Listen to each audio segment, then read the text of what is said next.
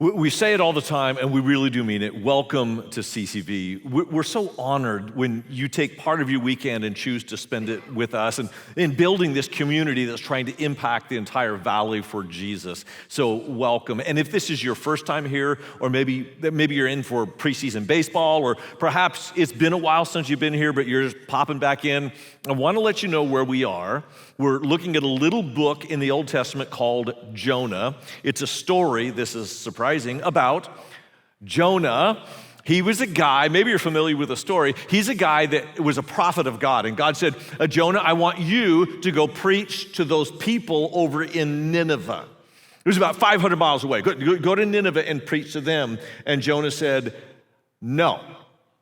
In fact, he didn't just say no, he said, really no. Instead of going 500 miles to Nineveh, he got on a boat going 2,500 miles the opposite direction. And God said, that's not going to work for me. So he intercepted Jonah in the boat with a storm. Waves are crashing, wind is blowing, the sailors are afraid for their life, and they said, I don't know why the gods are so mad at us. And Jonah goes, my bad. And in order for you to calm the storm, you're going to have to throw me overboard. Well, they're sailors. They don't want to do that.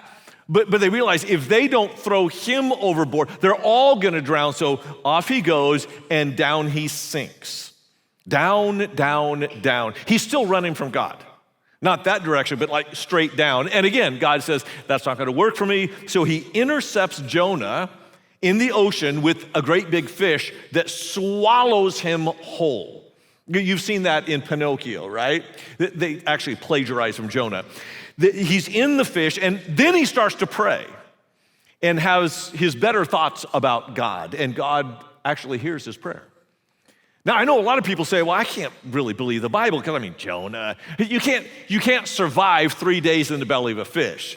Well, actually, I think for a God of miracles, that's not a big problem. However, I would say, I don't know that he survived. He could have died in the fish, because Jesus years later would refer back to Jonah and say, just as Jonah was 3 days and 3 nights in the belly of the fish, so the Son of Man will be 3 days in a tomb. And he was dead. So it could be, I can't prove it, it could be that Jonah died, God heard his prayer, he died, and then raised him back to life and gave the fish a nasty indigestion. And out comes Jonah on the shore. The dude would have smelled like a gutter of a fishmonger's market. He would have looked weird because the gastric juices probably would have bleached him white. And off he goes, a hot mess straight to Nineveh. And that's where our story picks up in chapter 3, verse 1. Then the word of the Lord came to Jonah a second time. Go to the great city of Nineveh and proclaim to it the message I will give you. Notice, chapter 3, verse 1 is virtually identical to chapter 1, verse 1. God is giving Jonah a second chance. You don't need to raise your hand, but anyone need a second chance? Yeah.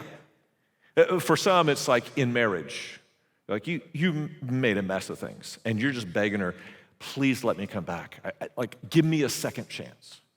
Some of you is at work. Like you did something, your boss is thinking about firing you, to go, please, just give me a second chance.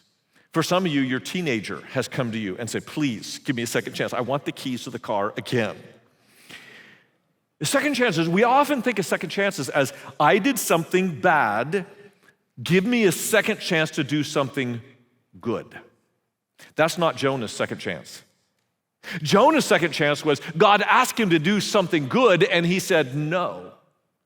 And now God is giving him a second chance to put in a good word. God said, I want you to go put in a good word for me with the Ninevites. He goes, no. And now he has a second chance to do what God told him to do.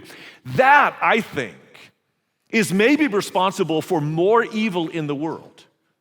There's a lot of evil when bad people do bad things.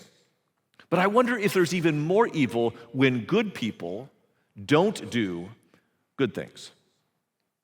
And if we're looking at the life of Jonah and applying it to ourselves today, we have to say that all of us have been given chances, like lots of chances, to put in a good word for God. And we may not elevate it to the status of Jonah preaching to the Ninevites, but it could be a neighbor.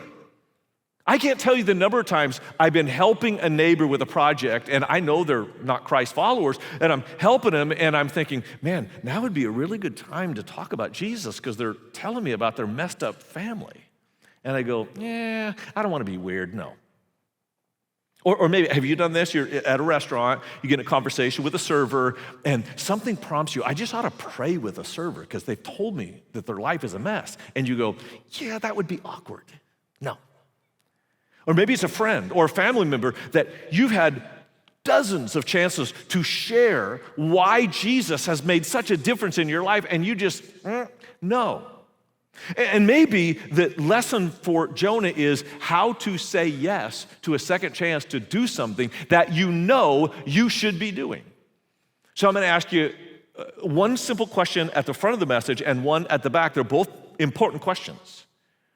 I can't answer it for you. You have to answer. Here is the first question. What is in the way of God having his way? All of us have someone in our life that, man, if they just knew Jesus, it would make an incredible difference in their life. If they had a chance to come to church, that it could impact their marriage and their kids for generations. What's in the way of God having his way by you simply putting in a good word for him? Could be as simple as a text, an invite to a coffee, an invite to Easter service. It doesn't have to be a massive deal of traveling 500 miles. Sometimes the simplest invitations bear benefits far bigger than you could possibly imagine. So here we are with Jonah. I know what's in Jonah's way of God having his way. Verse 3 says that Nineveh was a very large city. It took 3 days to go through it. There was a historian called Diodorus, 1st century BC. He said the city wall of Nineveh was 60 miles in perimeter. Well, the circumference was actually, we found out in the 1800s, it wasn't 60 miles, it was more like 20. Diodorus exaggerated a bit. Still, a big city. And what the archaeologists dug up were the walls of this city, 120 feet thick. Baby. 42 feet high. It was an incredible city. So if it wasn't like 3 days, why did he say it was 3 days if it wasn't really 3 days? Because it was 3 days. It just wasn't the whole city inside the walls. Think of it this way. How long would it take you to walk across Phoenix? Just the city itself? Probably a day. How long would it take you to walk from North Surprise to Queen Creek? Oh, that's 3 days. I mean, it's a big city. And like our city, not everyone is in the city proper. In fact, in those days, the rich people lived in between the walls.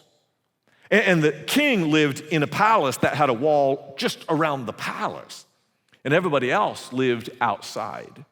So here Jonah is, and I can't prove this, but Jonah's not doing his best. The city was an architectural wonder. In fact, I told you about the walls. Let me tell you about the entrance of the palace. It had this incredible statue in front of it. Take a look at this thing. The technical term for this, and you Harry Potter fans probably already know this, it is a pterosaur. It's kind of like a horse wing man creature. It's 8 feet high. And when you walk into the palace, you have to walk by this and you just go, dude, that's like, it was an amazing city. And it was an intimidating city. And if you look at this picture, there's something off about it. Did you see it? Something not right. It's got 5 legs. Why? Would the artist not know that a normal pterosaur only has 4 legs?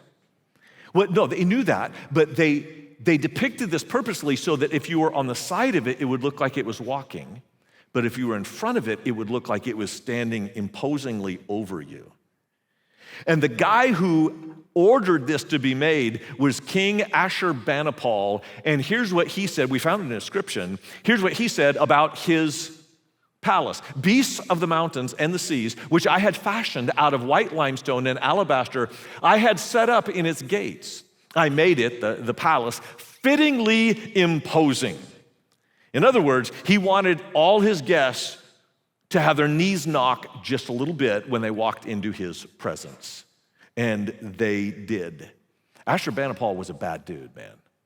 And his armies did some very bad things to a lot of people. In fact, let me read a passage from one of Jonah's fellow prophets. This is Nahum chapter 3. It says, "Woe to Nineveh! Woe to the city of blood, full of lies, full of plunder, never without victims, piles of dead, bodies without number, people stumbling over their corpses." Now you might say, Nahum, surely you're exaggerating. Oh no, he's not. And there's evidence to prove it. The Assyrians were one of the first empires in the world to use intimidation propaganda. And they did that by carving images into stone depicting what their soldiers did to your soldiers. Sometimes they would cut off their hands and their feet. And you see this picture here of not just hands and feet. Sometimes they would leave them lie and live like that. Sometimes they would cut off their head, and that tended to be more terminal than hands and feet. Or in this image, you see a couple of soldiers that are forcing a POW to grind the bones of his own family that these guys had just killed. Other images depict people being flayed alive, and still others show them being put on pikes to kill them that way. This is an interesting torture, this piking people. It actually is the precursor to crucifixion. This is unbelievable. Crucifixion was invented by the Ninevites long before Jesus was born. And I find that really fascinating because Jonah is a precursor to Jesus. Jonah, as Jesus himself said, just as he was 3 days and 3 nights in the belly of a fish, so the Son of Man will be 3 days and 3 nights in a tomb. And it wasn't just that Jesus, like Jonah, was 3 days in a grave. It is that the very method of execution that came from the Ninevites was used on Jesus. They were an intimidating lot. And it's just difficult to over-exaggerate how violent this place was. And you actually know more about this place than you think you do. In 2015, Nineveh was attacked by ISIL, not ISIS, ISIL. You remember that? They went into the museums with jackhammers and destroyed these priceless archaeological artifacts. Mosul is Nineveh. And so many of those who served in the Iraq War have been to Mosul. And so Jonah is going there to preach. Verse 4, he says, Jonah began going a day's journey into the city, proclaiming 40 more days and Nineveh will be overthrown. I can't judge Jonah too harshly, but he's not doing his best.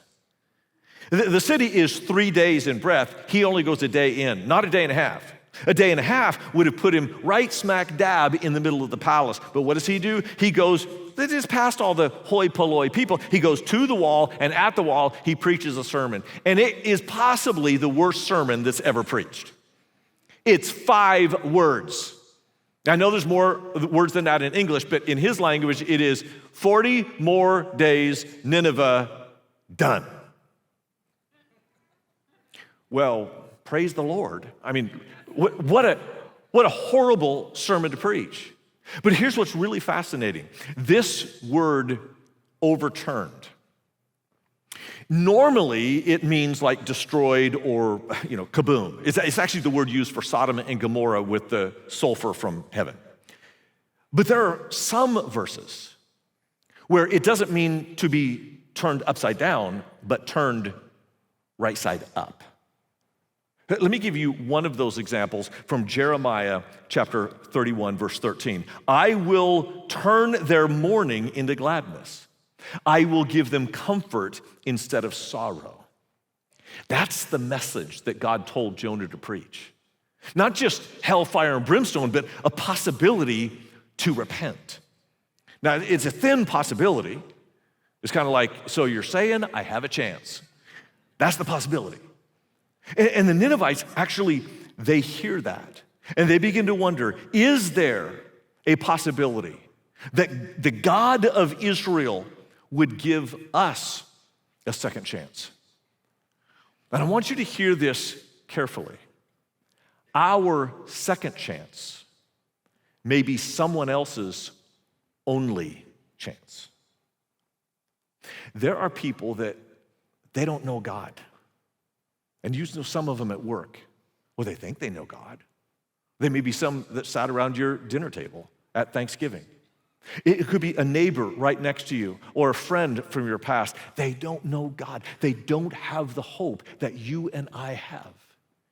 And our second chance may be the only chance that someone else gets. And when we say no to God, we're saying no to their destiny with God. We often don't think that our invitation is that big a deal. And honestly, when I say no to God, it's because I really don't think I can make a difference. It's not that I don't love God, I do. It's not that I don't believe God, I do. I just don't believe in me all the time. But if you can see that this book, though it has Jonah's name on it, it's not about Jonah. It's about God. It's about the mercy of a God that the Ninevites did not know, did not love, did not care about. This is the story of God. And when you take God's story and put your name on it, you can minimize the potential you have to change someone's destiny. But when you realize this is not about you, this is not about your story and your ability and your fancy words. It is about a God whose mercy is so overwhelming that even people that you would never suspect would have any inkling to love God, they do. There's a man in our church that his story is quite like some of the Ninevites. In fact, he served the military in Mosul, Nineveh. I want you to hear what happened to him when someone took their second chance to say yes to God.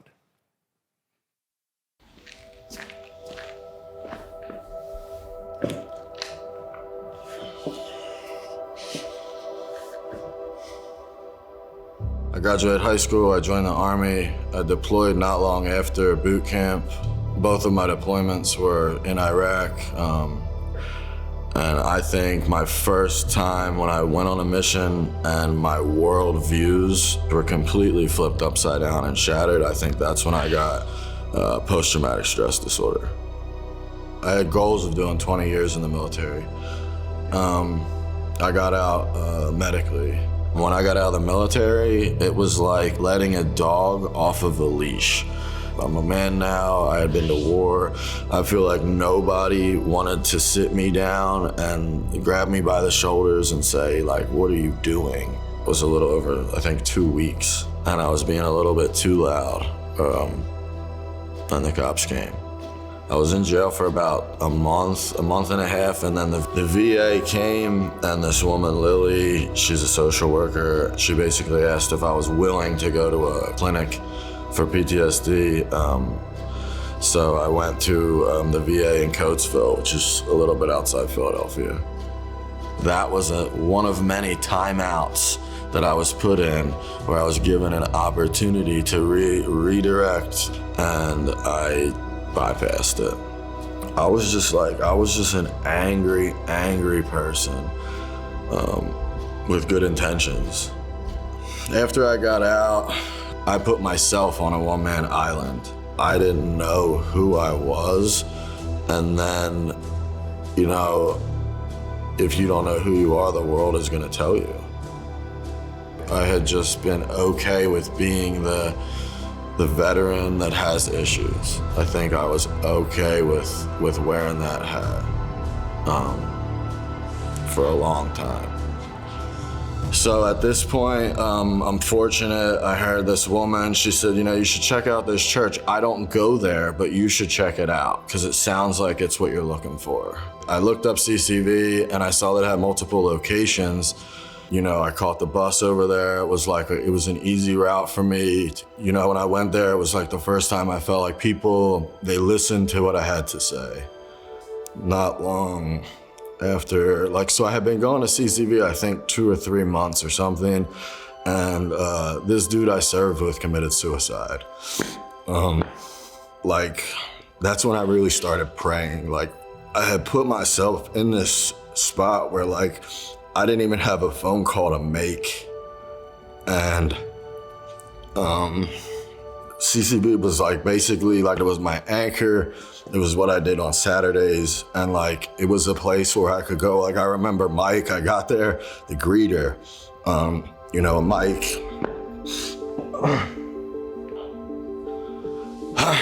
Mike, Caleb, Big John, them dudes, I knew I wasn't gonna be able to tell my story without getting emotional. That dudes just listened to me talk, man. They talked sports with me. They just painted a different picture of this church thing for me, for real. It just was a different feeling. I understood come here for more than just church. So then it was just cool because I went from having nothing out here to now I had a Monday through Friday job. Saturdays I saw my son. Sundays I came to church, and it didn't feel like it was anything I had to do. It started to feel like something I got to do. The 31st of March, I texted Caleb and I just said, hey man, I want to get baptized. It's a public declaration of an inward commitment. And I think doing it as an adult, it just hits different. And if you're actively in reading and in community and things like that, just your everything changes. Nothing changes and everything changes. Our job is to bring people to heaven.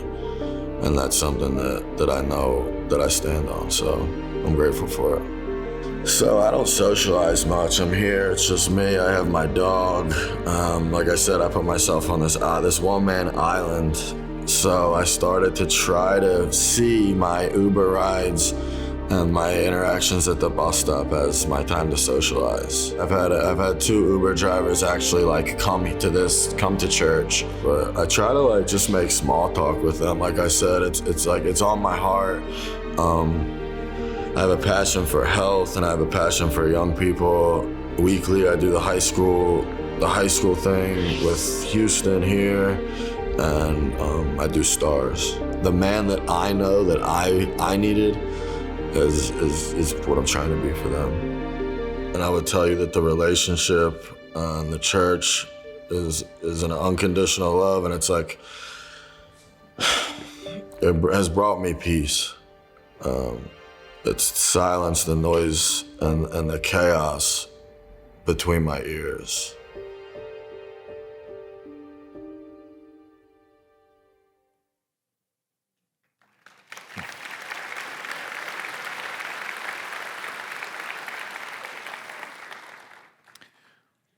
What was at stake with one woman saying yes to God? Her second chance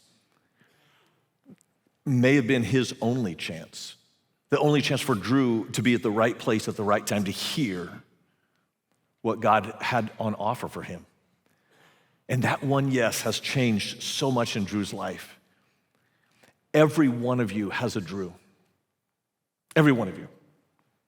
There's someone in your orbit, maybe at school or at work or at home or in the neighborhood, where they need so desperately for you to say yes to God. Not your story, God's story, for his story to invade their life in a most unexpected way. You never would have expected this, but it says the Ninevites believed God. A fast was proclaimed, and all of them, from the greatest to the least, put on sackcloth. A fast is simply a way for them to say, God, we're serious about this. We know that our sin is big, and we're so sorry for our sin. News eventually reached the king. Remember that Jonah did not go into the palace area, rather just to the outskirts. Verse 6, when Jonah's warning reached the king of Nineveh, he rose up from his throne, took off his royal robes, covered himself with sackcloth, and sat down in the dust. Nobody would have guessed that. Nobody would have guessed that.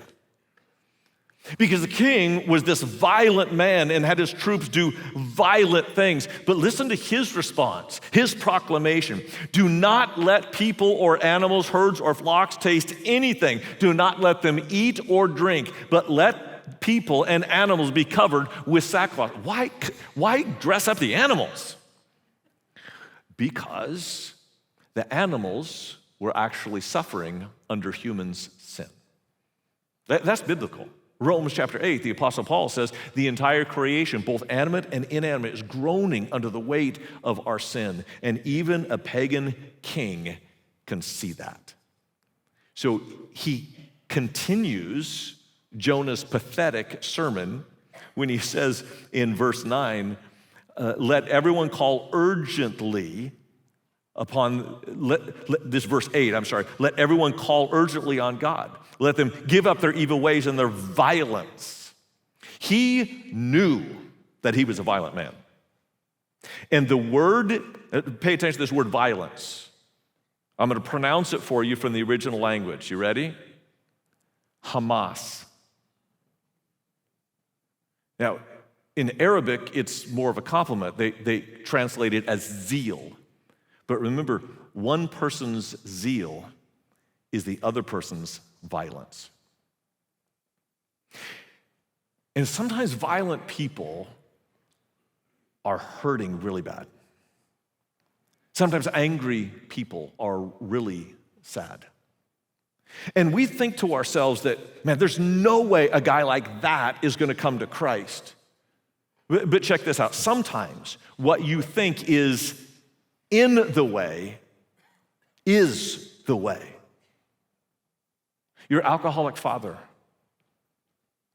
he may be brought to Christ when he hits bottom at the bottom of a bottle.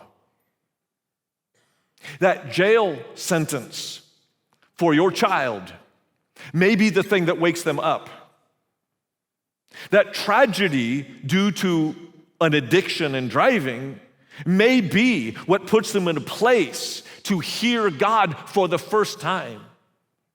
Don't write people off because, well, they're evil or they're bad. And some of you need to hear that right now because you're sitting here looking around thinking, I hope nobody outs me because I'm that guy.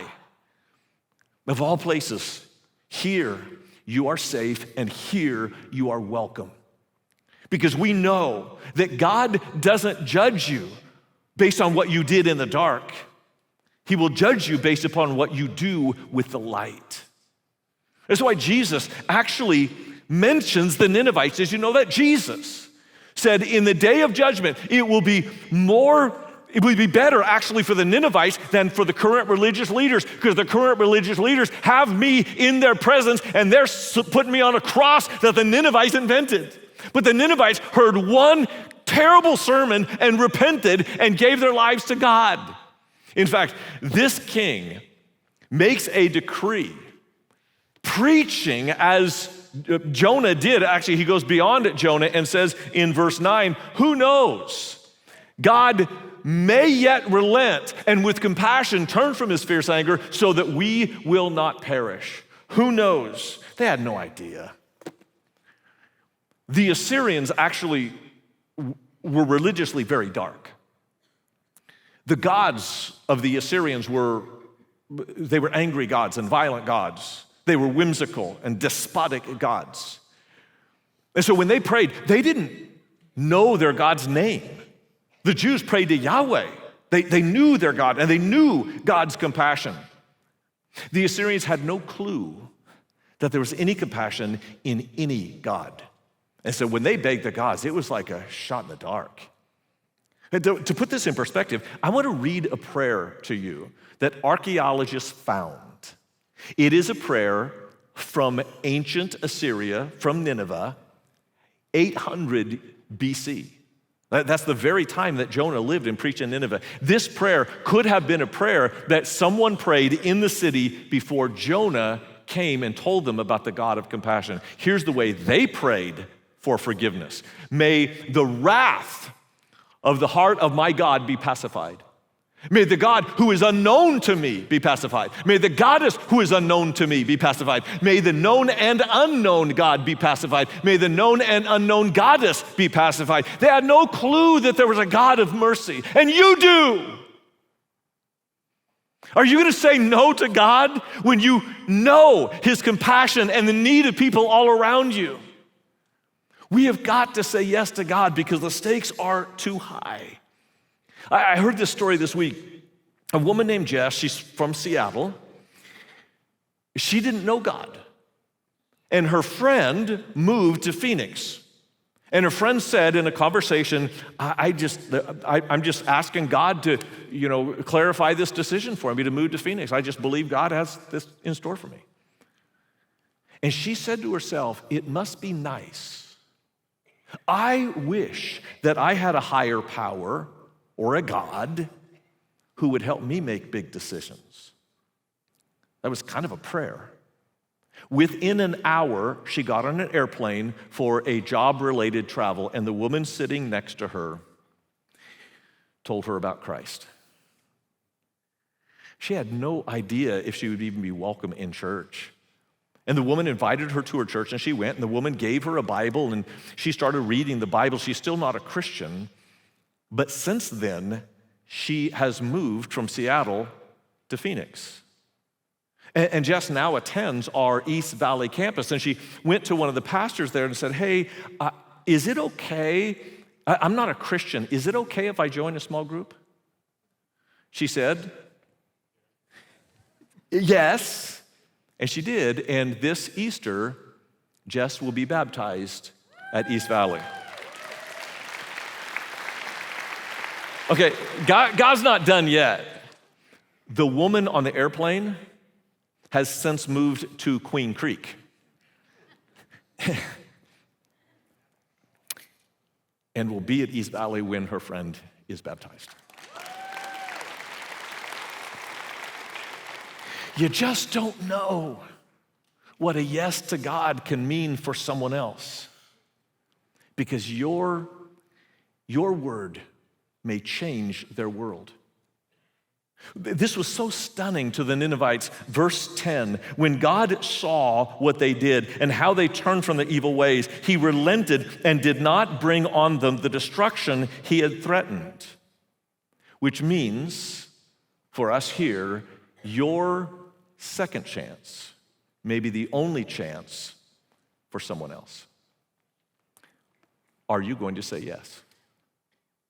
One of the easiest ways to say yes is a simple invite to church. You know that we have 3 different Easter experiences on every campus. There's multiple services. And we've made it so easy for you to make the invite on every campus. You can get a card. It's just, we want to make it easy for you to say yes to God. Because your yes may carry more weight than you could ever imagine. And so I'm going to close with a simple question. And you have to answer this question. Here it is. If you are Jonah, who is your Nineveh? Holy Father, all of us have someone in desperate need of the love of Jesus. And what we think is in the way may be the way that you're opening up their heart to faith.